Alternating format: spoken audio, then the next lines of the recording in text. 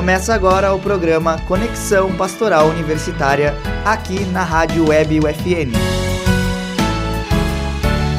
Olá, ouvintes da Rádio Web UFN. Está no ar o programa Conexão Pastoral Universitária. O programa tem uma edição inédita todas as terças-feiras, às 18 horas. As reprises do programa ocorrem às quintas-feiras, às 7h30 da manhã e aos sábados, às 18 horas. Sejam todos e todas muito bem-vindos. Queremos acolher o nosso excelentíssimo, magnífico convidado, o professor Márcio Paulo Sensi, que é coordenador do curso de Filosofia aqui do UFN.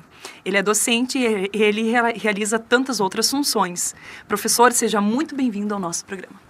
Muito obrigado pela acolhida. Foi um exagero esse excelentíssimo e magnífico, enfim. Carregado de afeto, né, isso eu aceito e gostaria de retribuir também.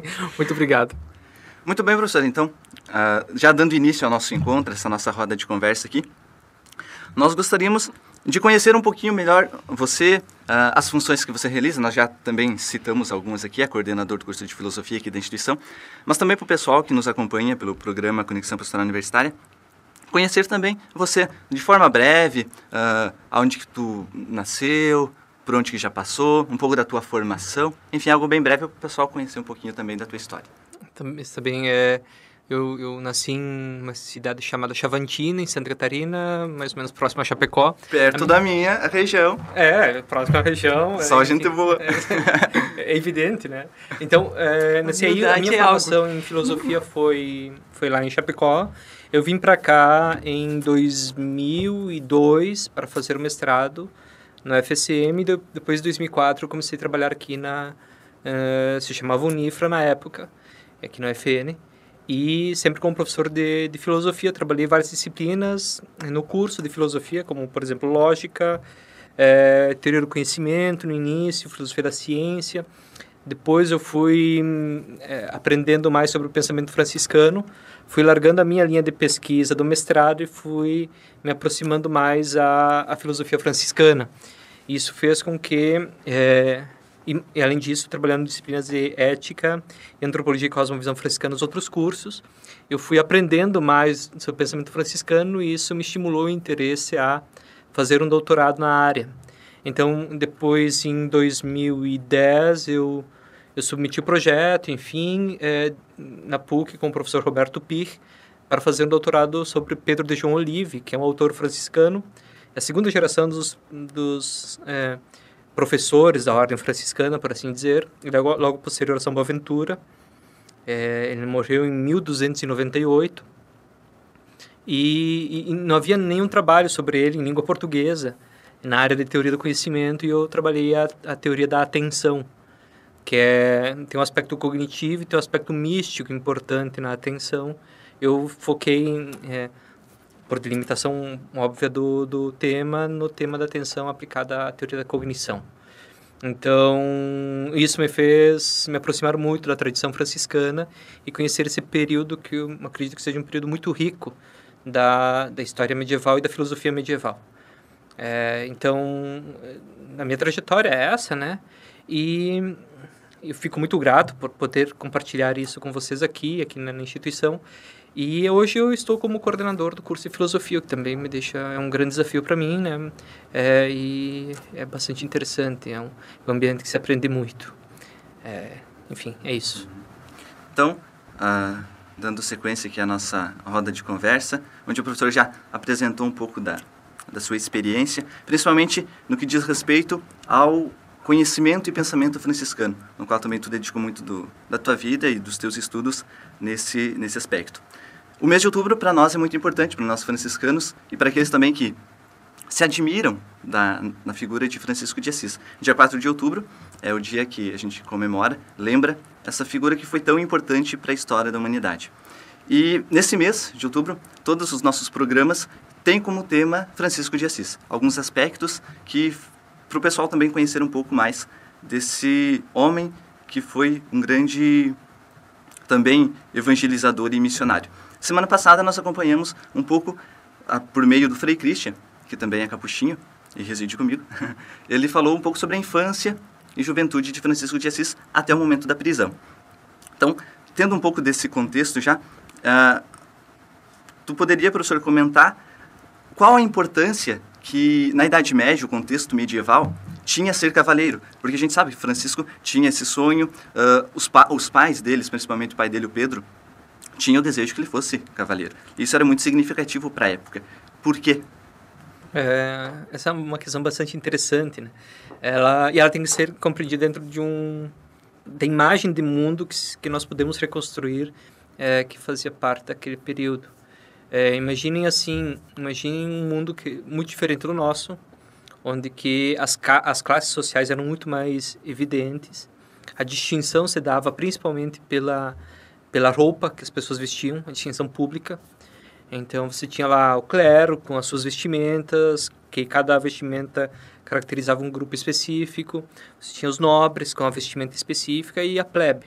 O fato é que no século XII, um pouco antes disso, com as rotas comerciais, enfim, que são estimuladas com o Oriente, um outro grupo começa a emergir por vários fatores. É um grupo que se começou a chamar de burgueses, aqueles que vivem nas cidades, nos burgos.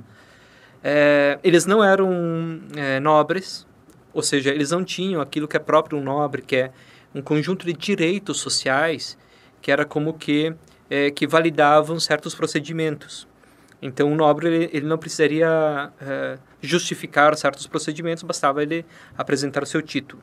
Um burguês ele poderia ter dinheiro, ter posses, mas sem essas vantagens sociais, ele não tinha acesso àquelas possibilidades. Imaginem alguém colaborar numa decisão política da cidade.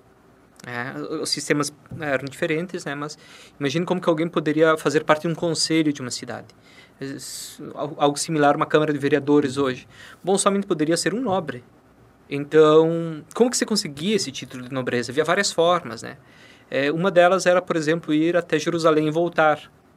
Então, iria lá, o indivíduo faria isso seria necessário muito dinheiro, e iria até Jerusalém e voltaria, receberia esse título de nobreza, né? Que era a cidade quem dava ao indivíduo.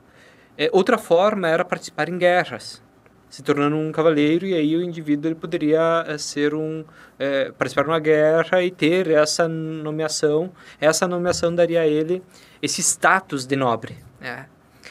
Tinha uma outra forma que era menos honrosa, que era comprar o título. Em alguns lugares era possível fazer isso, mas como todo mundo sabia que aquele título foi comprado, o título acabava não valendo tanto assim. Ele era uma forma desprestigiosa de fazer esse procedimento. Então, Francisco de Assis e a família dele eram burgueses, no início da burguesia. O pai dele era um grande comerciante, com um tino comercial muito afinado. Ele importava tecidos da França e provavelmente ele cresceu muito rapidamente. Então, esse crescimento rápido em termos econômicos não deu a ele o poder político desejado. Então, tendo um filho nobre, ele poderia garantir isso. Então, fazia parte de uma espécie do projeto de família ele conseguir se tornar um nobre. Por isso que ele participa na guerra contra a Perúdia, que ele sai numa outra guerra e volta, todas essas questões.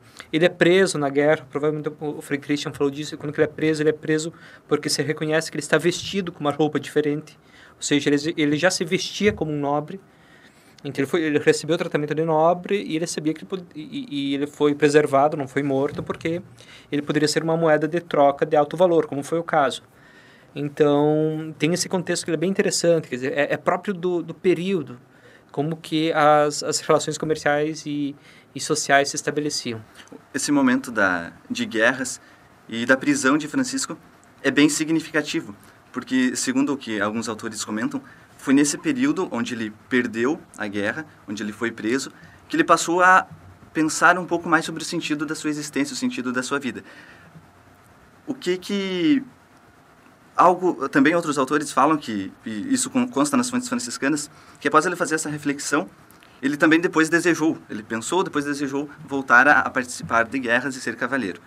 Passando um pouco esse tempo, as fontes mostram que 2 fatos marcaram bastante a conversão dele, essa mudança de paradigma, essa mudança de pensamento que ele havia. Não ser mais cavaleiro, para passar a doar a vida para um outro propósito, uma outra missão, que é o encontro com o leproso e depois a ida dele na capela lá de São Damião, onde ele escuta a voz de Deus. Francisco, que queres que fazer da tua vida? E vai e reconstrói a minha igreja. Esses dois fatos são bem interessantes de se pensar para a conversão.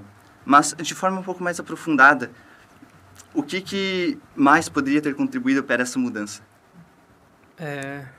Esses dois fatos realmente são importantes, né? E me impacta muito o caso do leproso, né? Porque o leproso, ele é o pior tipo de figura social medieval.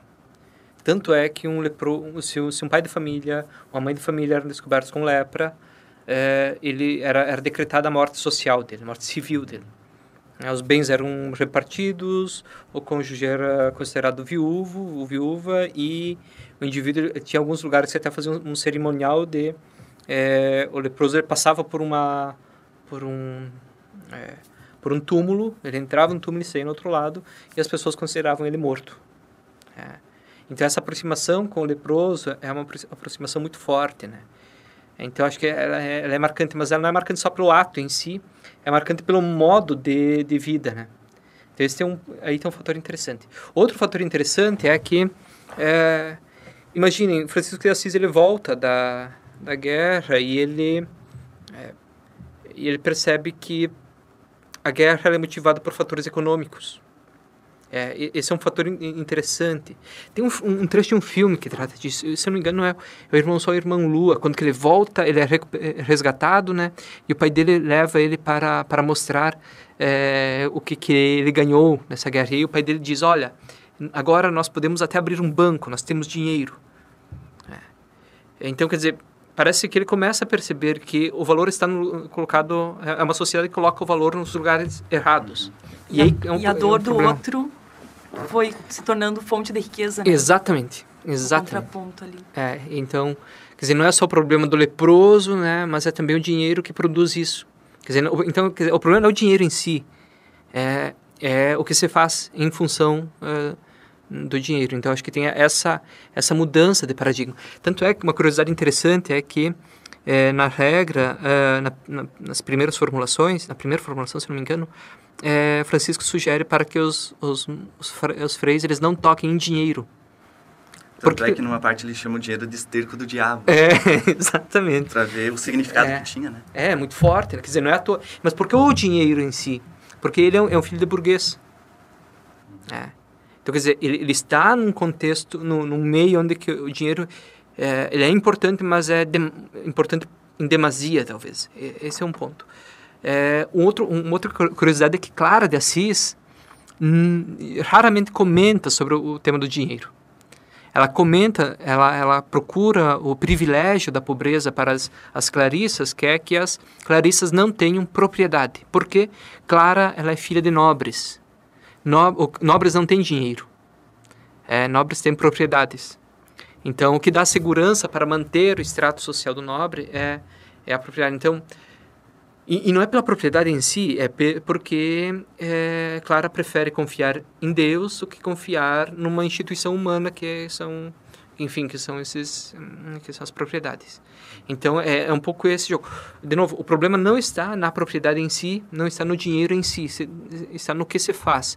Principalmente no caso do Francisco, o que pessoas que se dizem religiosas, que eram religiosas, faziam com o dinheiro.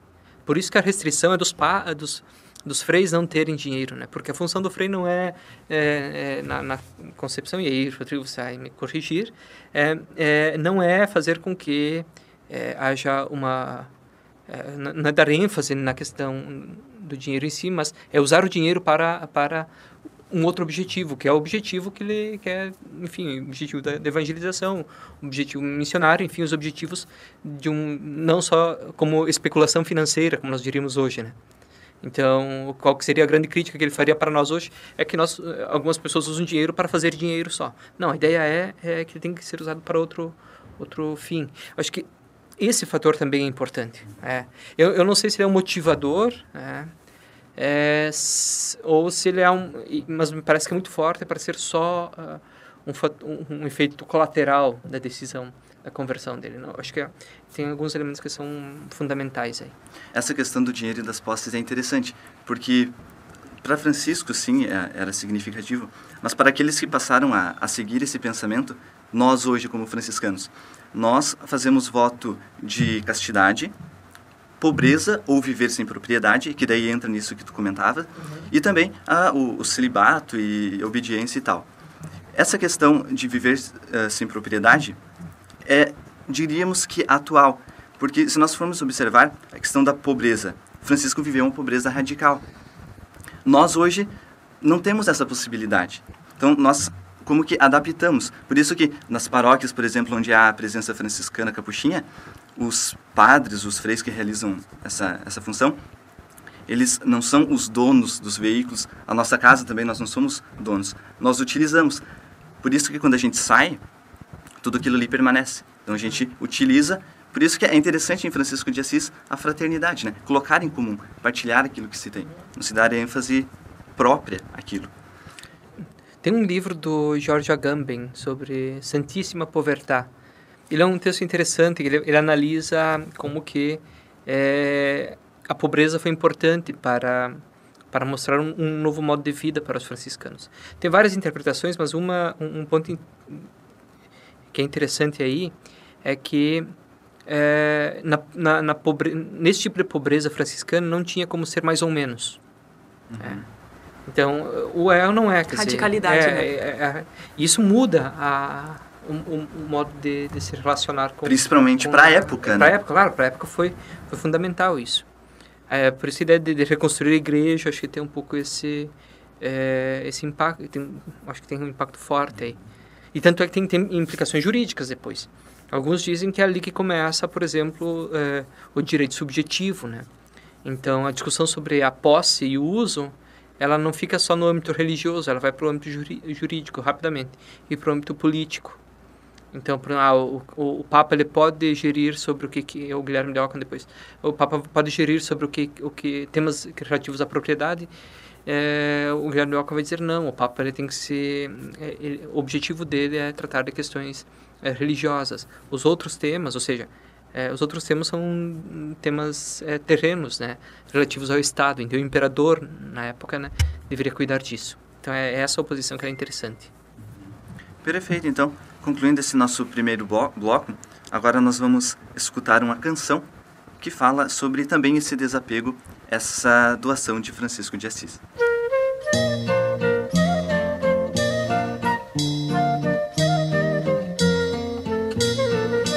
Meu amigo deixou seu dinheiro, sua herança e os direitos que tinha.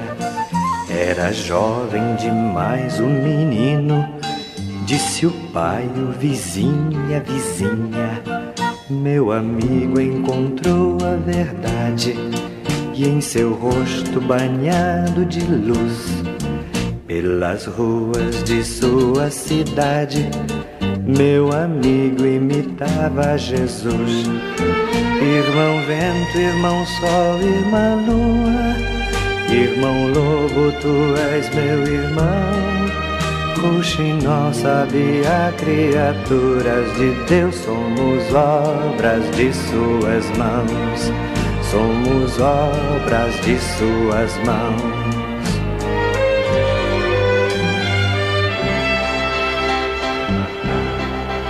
Meu amigo viveu sem ter nada, por esposa escolheu a pobreza. Era jovem demais o menino, não podia ter tanta certeza. Foi assim que ele abriu um caminho para quem quer viver só de amor. Não ficou muito tempo sozinho. Dando continuidade à nossa conversa, os seguidores de Francisco de Assis foram diversos e também de diversas classes. A gente sabe que quando esse testemunho dele começou a ser difundido, muita gente se encantou por aquilo e queria também viver aquela forma de vida, essa radicalidade que nós falávamos. Então, homens pobres, ricos, doutores, não doutores, intelectuais ou não, todos eles desejavam viver aquilo. E dentre esses vários estilos de vida, depois nós percebemos que muitos pensadores de renome surgiram, principalmente nesse período da Idade Média. Quais, assim, você considera como mais importante? Porque temos São Boaventura, Guilherme de Ockham, Duns Scotus, enfim, e um pouquinho do pensamento deles, o que esse pensamento desses pensadores franciscanos influenciaram nesse período. Isso é muito interessante, porque e foi interessante a entrada de pessoas já com uma formação completa. Por exemplo, um deles foi Roberto de Grosseteste, outro Alexandre Hales. Eles eram já pessoas adultas, formados, já que ingressaram na ordem franciscana. E esses indivíduos, eles foram muito importantes para a fundação de universidades como a Universidade de Oxford. Ela foi fundada por franciscanos. Então, quem fundou foram eles que começaram ali, criaram um núcleo de estudos, de filosofia e de teologia, e aí eles começaram a desenvolver os seus trabalhos. Então foi um núcleo desses autores. As ideias básicas é difícil sintetizar. Olha, essa pergunta é uma pergunta... Porque olha só, o que acontece com os franciscanos é algo diferente do que acontece, por exemplo, com os dominicanos. Os dominicanos tiveram um grande gênio, que foi Tomás de Aquino, e os dominicanos eles decidiram transformar esse gênio no doutor da ordem. Eles utilizaram a filosofia e a teologia deles como parâmetros para a ordem se constituir daí em diante. Os franciscanos tiveram vários gênios, e aí você cita alguns, São Boaventura, talvez o primeiro, e aí tem João de Peckham, e aí Pedro de João Olive, João Duns Scotus, que talvez seja o mais genial, Guilherme de Ockham, e aí uma série de outros menos conhecidos, aí, mas não de menor valor, só menos conhecidos, em função por elementos históricos. O fato é que entre esses autores não teve um indivíduo que foi escolhido como o grande inspirador. Alguns dizem, talvez Boaventura, mas Boaventura não teve esse objetivo. E a ordem não definiu isso. O que produz isso na prática? Produz o seguinte, produz uma abertura muito grande nas possibilidades de construção teórica, né, desses autores. Então, como eles não tinham um parâmetro fixo, cada autor ele acabava desenvolvendo a sua própria interpretação de certos eventos. Então, como que basicamente funcionava o que nós chamaríamos hoje de doutorado? Na época, o estudante tinha que fazer um comentário sobre o livro das sentenças de Pedro Lombardo. Esse livro era o quê? Era uma coletânea, eram 4 livros sobre os temas que perguntas sobre os temas que apareceriam na Sagrada Escritura. E cada autor ele tinha que esboçar possíveis respostas a essas perguntas. O ponto interessante é o seguinte, que essas respostas eram variadas. Então, cada um, se nós olharmos para São Boaventura, Pedro de João Olive, Scotus, Ockham, e usarmos a mesma questão, nós vamos ver diferenças, algumas semelhanças entre elas, óbvio, porque um lia as dos outros, mas nós vamos ver também um esforço para se diferenciar. Então, o que acontece na ordem franciscana é que há uma diversidade muito maior de temas. Um tema que é geral, por exemplo, é o que se chama de primazia da vontade. Não são todos os autores que têm isso. Tem esse tema da primazia da vontade. O que significa a primazia da vontade?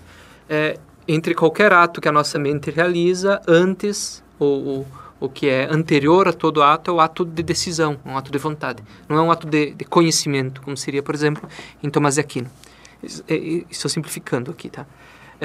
Mas isso está mais ou menos presente em vários autores, principalmente em Pedro João Olive, Scotus e Ockham. Em Boaventura não é tão claro que seja assim, mas tem algumas diretrizes. Mas o ponto mais interessante é que todos eles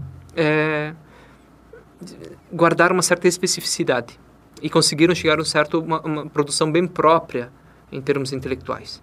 Voltando àqueles autores de Oxford, por exemplo, o Roberto de Grosseteste, ele era um experimentador. Então, ele era um grande cientista e que ele escreveu muitos textos, por exemplo, uma teoria da óptica, Ele tem um texto que eu acho que tem uma tradução em espanhol, que é a Metafísica da Luz.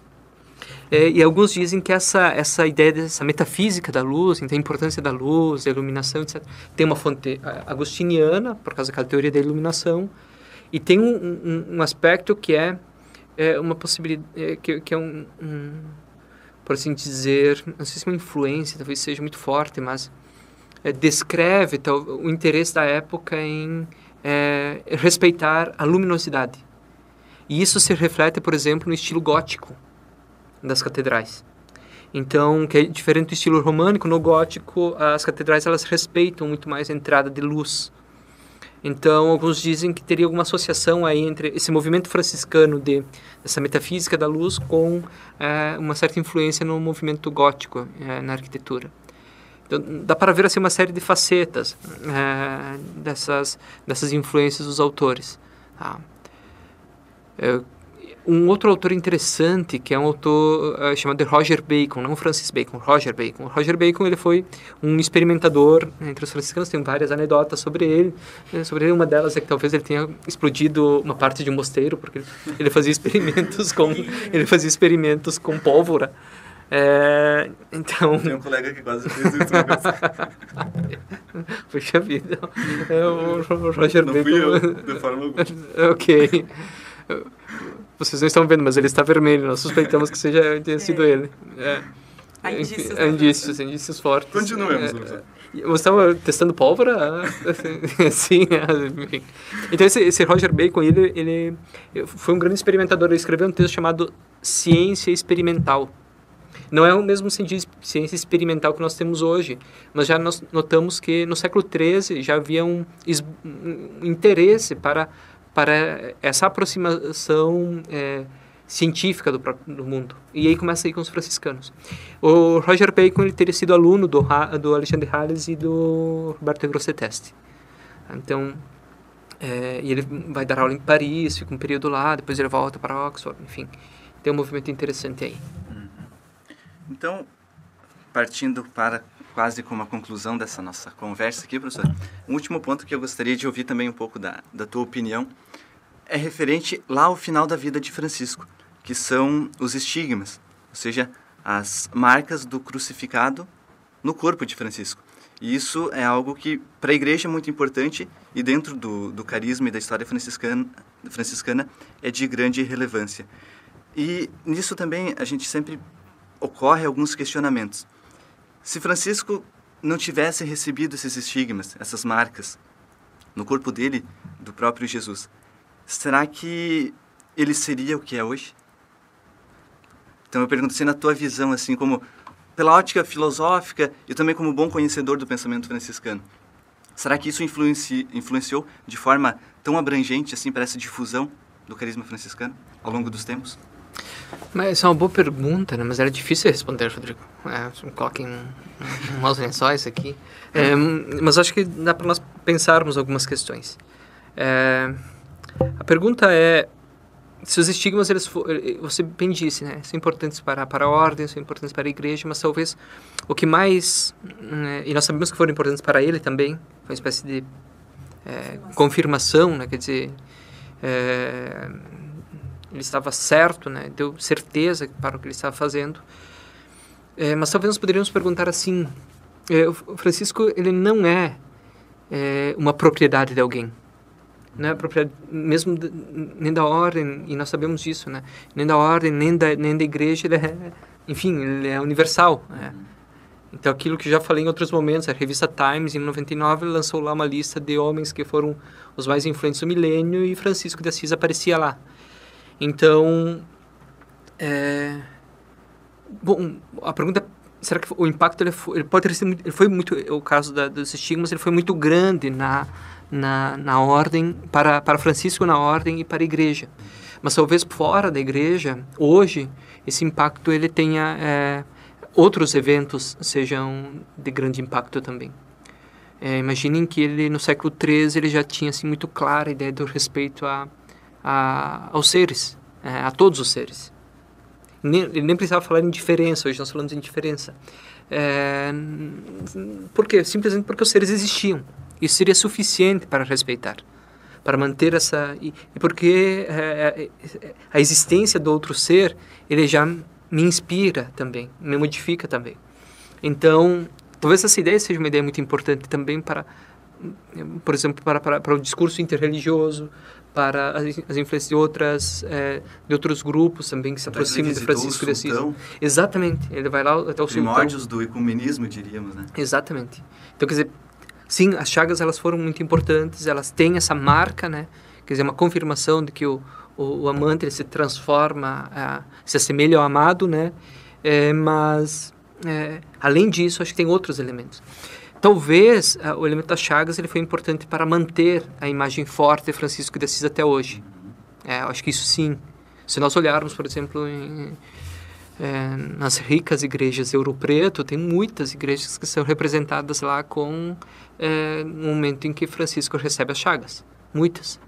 Então, porque foi uma imagem forte para o cristianismo. Então, acho que isso manteve viva a figura do santo. Mas se nós pensarmos, hoje o que mais impacta, para além da Igreja Católica, talvez, são outros elementos também.